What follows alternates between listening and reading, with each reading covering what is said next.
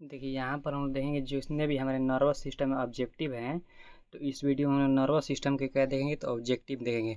ये सारे ऑब्जेक्टिव भी एक कंपटीशन लेवल एवं जितने भी नर्सिंग एग्ज़ाम है तो उसी से रिलेटिव नर्वस सिस्टम का ऑब्जेक्टिव है। तो देखिए करेंगे न्यूरॉन के भाग हैं, तो न्यूरॉन के भाग कौन कौन सा है, तो एक जन हमारा है डेंड्राइट भी है सेल बॉडी में। मतलब जब इस प्रकार का हमारा जब जो न्यूरॉन होता है या ऐसे ऐसे मान लीजिए हमारा जो न्यूरॉन होता है इसमें यहाँ पर एक जन भी होता है सेल बॉडी होता है डेंड्राइट भी होता है। तो ये कह रहा है कि न्यूरॉन के भाग कौन कौन से है, तो न्यूरॉन के भाग हमारा यहाँ पर ऑल हो जाएगा यानी डी। अब देखिए 2 नंबर में करेगा प्रत्येक तंत्रिका कोशिका में अक्ष तंतु की संख्या होती है, यानी प्रत्येक तंत्रिका कोशिका में यानी एक तंत्रिका कोशिका यानी क्या कर रहा है कोशिका यानी सेल यानी एक न्यूरॉन में एक जन की संख्या कितनी होती है तो 1 होती है। एक न्यूरॉन में एक जन की संख्या कितनी होती है वो 1 होती है। वो न्यूरॉन जो संवेदना या सूचनाओं को अंगों एवं ऊतकों से मस्तिष्क तक पहुंचाता है, यानी जो पहुंचा रहा है तो क्या होता है सेंसरी न्यूरॉन होता है। यानी इधर से जब जा रहा है उधर से ला नहीं रहे, इधर से जा रहा है तो कौन सा सेंसरी, नहीं उधर से ला रहा है तो कौन सा न्यूरॉन होता है सेंसरी, यानी मस्तिष्क तक पहुंचाते हैं, यानी मस्तिष्क तक जब पहुंचा रहा है। देखिए वो तंत्रिका कोशिकाओं का न्यूरॉन जो संवेदना तंत्रिका के तंत्र प्रेरक ऊतकों तक पहुंचाता है। तो अब इसमें कौन सा होगा, इसमें हम लोग का बी होगा। कौन सा होगा बी। ये कह रहा है कि इधर से जाता है, वो एक कह रहा है कि उधर से लाता है, तो यानी सेंसरी हमारा होगा मस्तिष्क से ऊतकों से मस्तिष्क मस्तिष्क के अंगों या ऊतकों तक। तो इसमें कौन सा होगा हम लोग का मोटर होगा।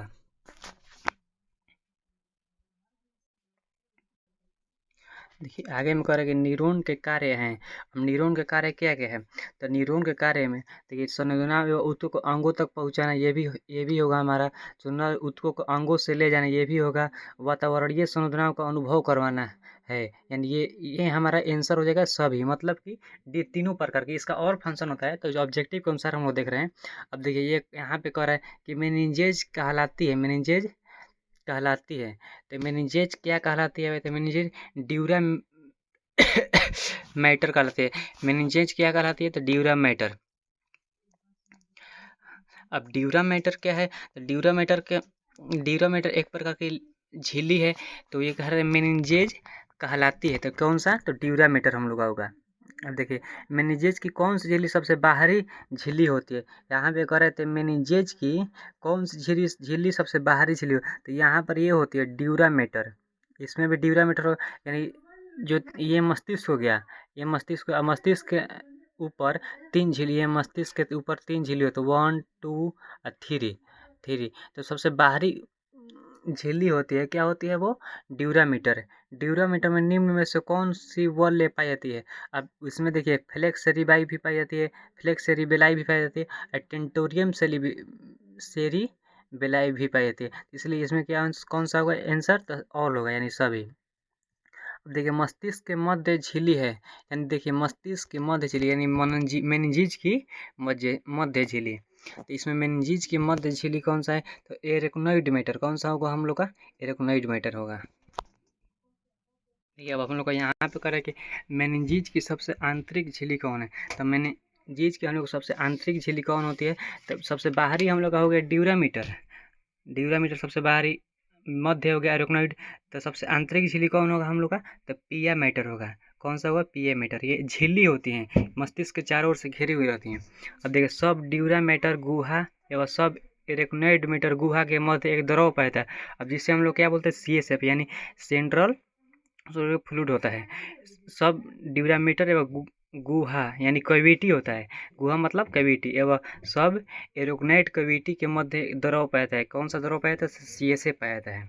अब देखिए अग्र मस्तिष्क का भाग नहीं है, अग्र मस्तिष्क यानी अग्र मस्तिष्क का भाग कौन है कौन नहीं है, तो देखिए सेरेब्रम इसका भाग है, थैलेमस विभाग है, हाइपोथैलेमस, यानी सेरेबेलम नहीं है। तो आंसर कौन सा होगा, हम लोग का आंसर डी हो जाएगा।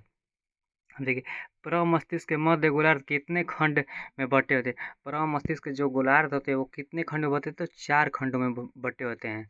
कितने खंडों में बटे होते हैं, तो 4 खंडों में बटे होते हैं। देखिए यहाँ पे हम लोग देखेंगे टेम्परेचर रेगुलेशन सेंटर कहा जाता है।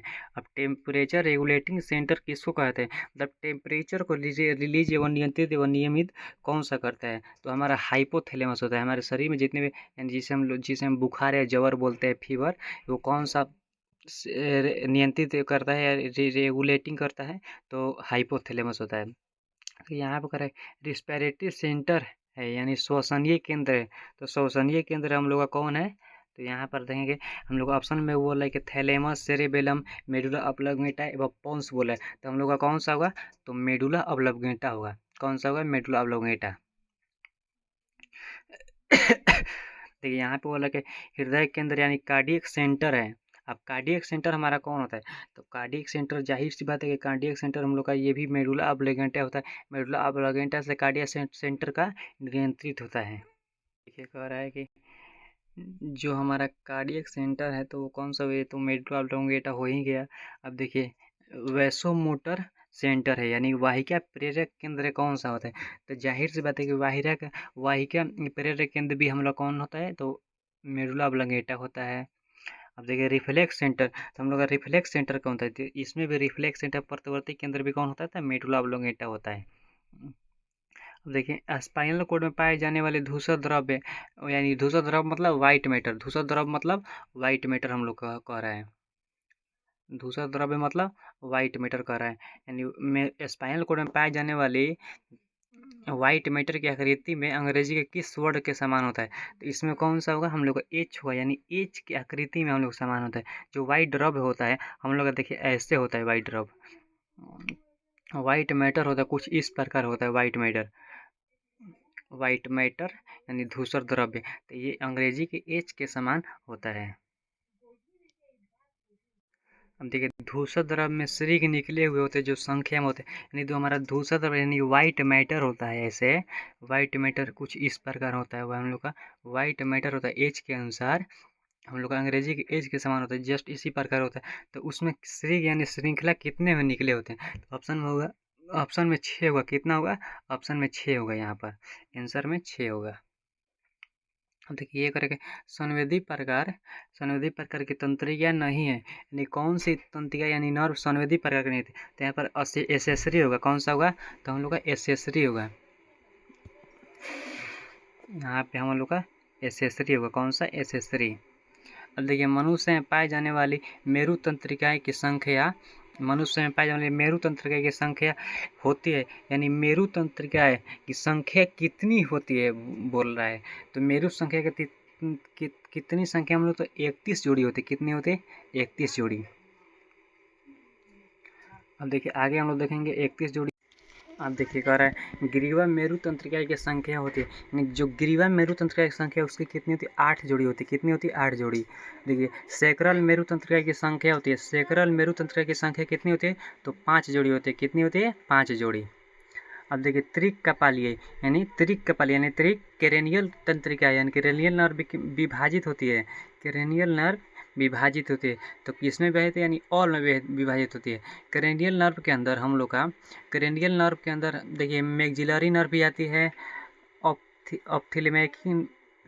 ऑप्थेल्मिक नर्व भी आती है और मैंडिबुलर नर्व भी आती है। कौन सा आती है, मैंडिबुलर नर्व भी आती है।